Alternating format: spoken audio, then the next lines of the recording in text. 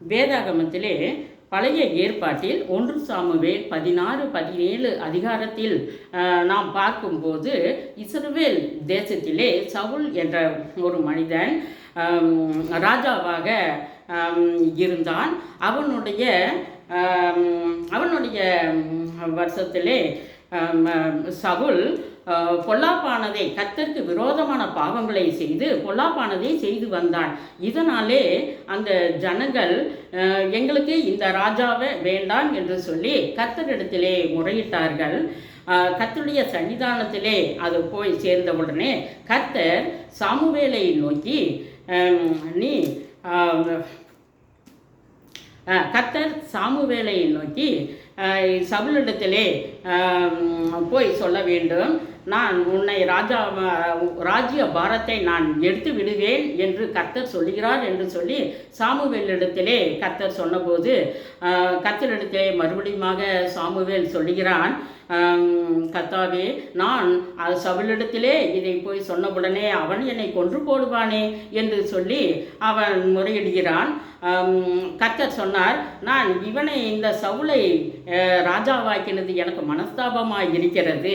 அதனாலே நான் பெத்லெகேம் ஊரானாகிய ஒருவனை ஈசாயின் குமாரரில் ஒருவனை நான் தெரிந்து கொண்டேன், நீ அவ்விடத்துக்கு போக வேண்டும் என்று சொன்ன பொழுது சாமுவேல் அந்த பெத்லெகேம் ஊருக்கு போகிறான். போகும் வழியிலே ஒரு வாலிபனை சாமுவேல் பார்த்து, கர்த்தர் தெரிந்து கொண்ட மகன் இவன்தானா என்று சொல்லி கேட்கிறான் சாமுவேல். அவனை பார்த்தால் அவன் நல்ல ரூபமாகவும் உயரமாகவும் இருக்கிறான். ஒருவேளை கர்த்தர் இவனை தான் தெரிந்து கொண்டு இருப்பாரோ என்று சொல்லி கர்த்தரிடத்திலே கேட்கும்போது, இவனை நான் தெரிந்து கொள்ளவில்லை, நீ இவனுடைய வளர்ச்சியை பார்க்க வேண்டாம், அழகையும் பார்க்க வேண்டாம் என்று சொல்லி கர்த்தர் சாமுவேலிடத்திலே சொல்லுகிறார். சாமுவேல் சரி என்று மறுபடியும் போகும்போது வழியிலே ஈசாயை பார்க்கிறான். ஈசாயை, நான் உங்கள் வீட்டுக்கு வரணும் அப்படின்னு சொல்லி ஈசாயிடத்திலே கேட்கும்போது ஈசாய் தன்னுடைய வீட்டிற்கு அழைத்து கொண்டு போகிறான். போகும்பொழுது சாமுவேலை உட்கார வைத்து சாமுவேல் கேட்கிறான், உன்னுடைய குமாரர் எல்லாரையும் கொண்டு வந்து நிறுத்து என்று சொல்லி சாமுவேல் ஈசாயினிடத்திலே கேட்கும்போது ஈசாய் தன்னுடைய குமாரர் எல்லாரையும் நிறுத்துகிறான். ஆண்டவர் தெரிந்து கொண்ட மகன் இவன்தானா என்று சொல்லி கேட்கும்போது கர்த்தர் சொன்னார், இவனை நான் தெரிந்து கொள்ளவில்லை என்று சொல்லி ஒவ்வொருவராக சாமுவேல் கேட்கும் பொழுது ஆண்டவரும் தெரிந்து கொள்ளவில்லை என்று சொல்லுகிறார்.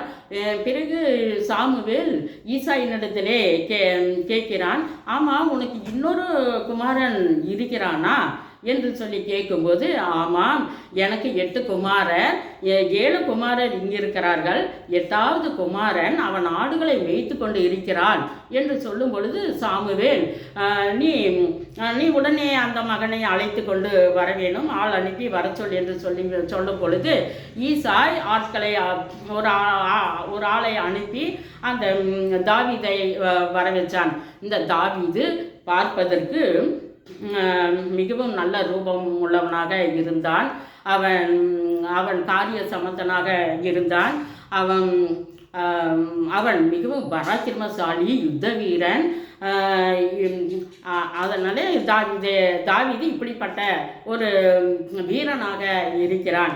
உடனே சாமுவேல் இடத்திலே கர்த்தர் சொன்னார், இவனை நீ எழுந்து அபிஷேகம் பண்ணு, உன் தைல கொம்பை எடுத்து அபிஷேகம் பண்ணு என்று சொல்லி சொன்னபொழுது சாமுவேல் எழுந்து நின்று தாவீதை அபிஷேகம் பண்ணுகிறான். தாவீதை அபிஷேகம் பண்ணும்பொழுது கர்த்தருடைய ஆவியானவர் தாவீதின் மேல் இறங்கினார். ஒரு பொல்லாத ஆவி, தேவனால் விடப்பட்ட ஒரு பொல்லாத ஆவி சவுலின் மேல் இறங்கினது.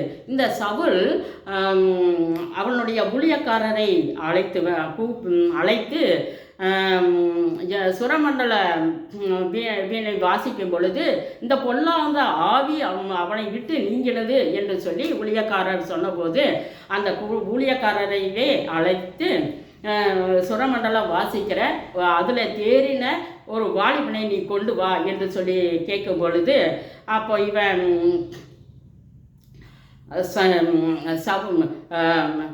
சவுளுடைய ஊழியக்காரன் போய் சுற்றி பார்க்கிறான். அதிலே தாவீது தான் சுரமண்டலம் வாசிக்கிறவன், பராக்கிரமசாலி, காரிய சமத்தன், இப்படிப்பட்ட ஒரு ஆளே தாவீது தான் இருக்கிறான் என்று சொல்லி கூட்டிக்கொண்டு வரும் பொழுது தாவீது அந்த சுரமண்டலத்தை எடுத்து வாசிக்கும் பொழுது அந்த சவுலின் அந்த பொல்லாத ஆவி அவனை விட்டு நீங்கிற்று. கர்த்தருடைய பரிசுத்த நாமத்திற்கு ஸ்தோத்திரம்.